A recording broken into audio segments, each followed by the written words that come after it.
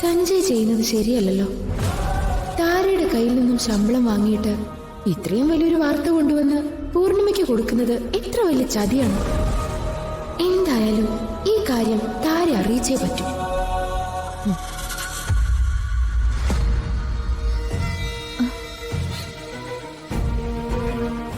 Sanjay pen drive കൊണ്ടുവന്ന് കൊടുത്തത് ഞാൻ താരയെ അറിയിച്ചിട്ട് എനിക്കെന്താ പ്രയോജനം?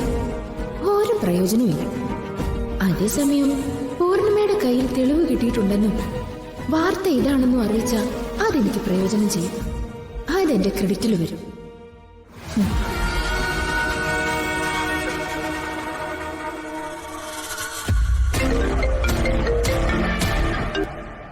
ഹലോ, പറ അക്ഷിത. ഞാനൊരു ഇമ്പോർട്ടന്റ് കാര്യം പറയാനാ ഇപ്പൊ വിളിച്ചേ. എന്താ അക്ഷിത, കാര്യം പറ. ആ മേനോനും മന്ത്രിയും തമ്മിലുള്ള ഇടപാടുകളെ കുറിച്ചുള്ള എല്ലാ തെളിവുകളും ആ പൂർണിമയുടെ കയ്യിലുണ്ട്. അതെങ്ങനെ അവൾക്ക് കിട്ടി? അതൊന്നും എനിക്കറിയില്ല. പക്ഷെ പൂർണിമയുടെ കയ്യിൽ മിനിസ്റ്റർക്കെതിരെയുള്ള എല്ലാ തെളിവുകളും ഉണ്ടെന്നുള്ളത് സത്യമാണ്. ആ ന്യൂസ് ഇന്ദ്ര ടിവിയിൽ ടെലികാസ്റ്റ് ചെയ്താൽ പൂർണിമയുടെ റേഞ്ച് മാറും. അതോടെ അവളുടെ അഹങ്കാരം കൂടും. അതുകൊണ്ട് ആ ന്യൂസ് ഒരിക്കലും ചാനലിൽ വരാൻ പാടില്ല. അതിനുവേണ്ട കാര്യങ്ങളൊക്കെ ചെയ്യേണ്ടത് മേഡമാണ്. അതിനൊരു വഴിയേ ഉള്ളൂ. പൂർണിമയുടെ കയ്യിലുള്ള തെളിവുകൾ നീ എനിക്ക് എത്തിച്ചു തരണം. ഞാനോ?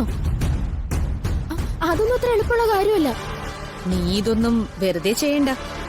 ആ തെളിവുകൾ എന്റെ കയ്യിലെത്തിയാ നിനക്കും ഗുണമുണ്ടാവും. എനിക്കെന്ത് ഗുണം? ഇപ്പോ നീ ഈ കമ്പനിയുടെ MD മാത്രമാ. ആ തെളിവുകൾ എന്റെ കയ്യിൽ എത്തിക്കുന്ന നിമിഷം മുതൽ നീ ആയിരിക്കും നമ്മുടെ കമ്പനിയുടെ CEO. സിഇഒയോ? ഞാനോ? അറിയാലോ, ഈ താര വെറും വാക്ക് പറയില്ല.